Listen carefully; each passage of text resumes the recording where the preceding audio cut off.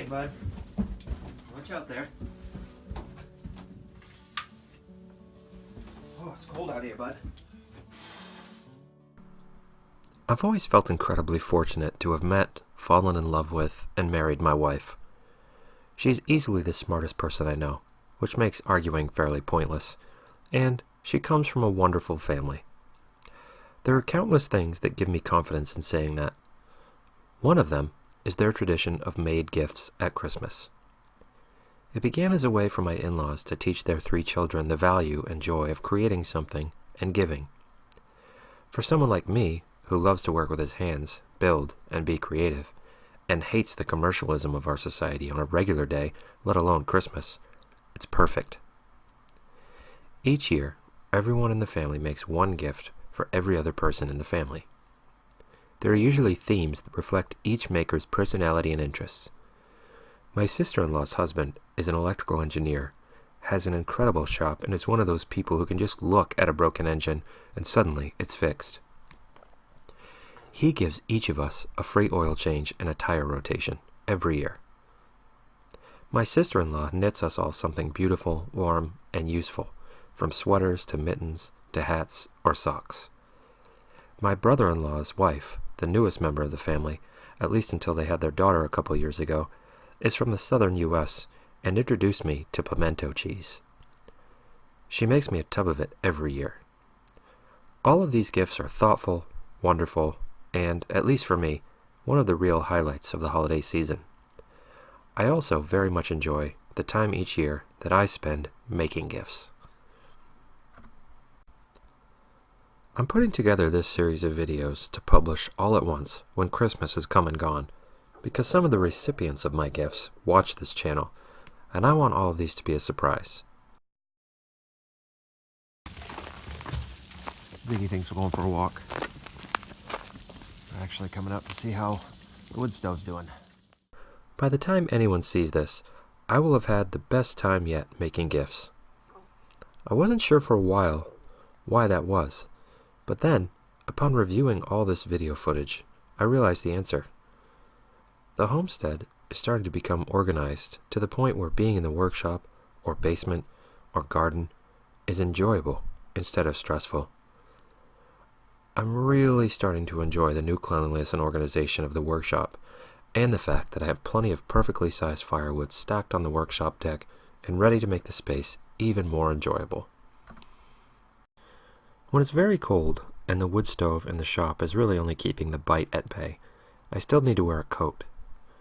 When that's the case, I like to wear a raincoat because, unlike fleece or wool, it sheds sawdust and it's much easier to brush myself off before going into the house.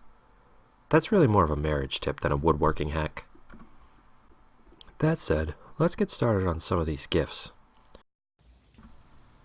My first idea this year was to make some back scratchers. I'm sorry to say this was the result of an allergic reaction I had this fall to something. I still don't know what caused it, but I haven't itched like that since I was in the 2nd grade and had chicken pox. It's hard to say what was harder to deal with, not scratching or not being able to scratch certain places, like that couple inches on your back that you can't reach no matter how you bend your arm. A made gift epiphany.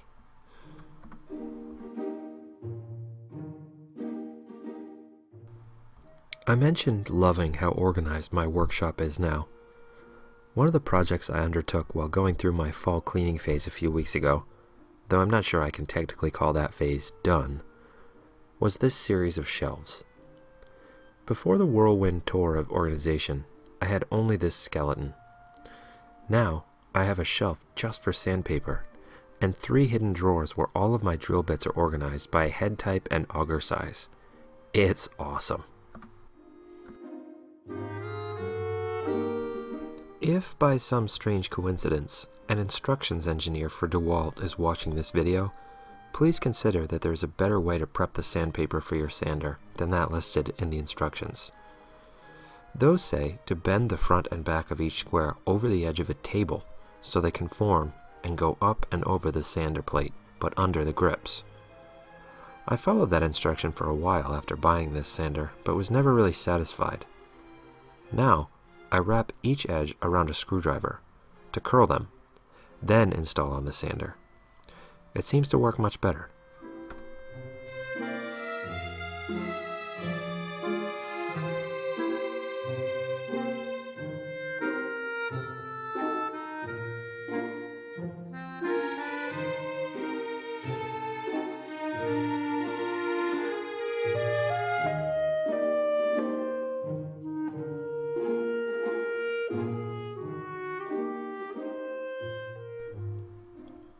I'm doing my best, at least right now, of keeping my mental commitment to put things away when I'm done using them. Not doing that is a big reason why spaces around here get cluttered and unusable, or at least less enjoyable. So far, so good. Hopefully, I've got enough time to overcome years of habit between now and gardening time when the hectic pace of the season makes just throwing things in a pile and moving to the next project a very enticing idea. The back scratchers are coming along nicely. One final hand sanding and a coat of mineral oil and they're ready to be wrapped. But now, onto another maid gift idea. A new silverware drawer organizer for us here on the homestead. Ostensibly, this is a gift for Emily. But, to be honest, this drawer drives me so crazy that I'll likely be getting the most enjoyment out of an organizer that has a place where everything actually fits.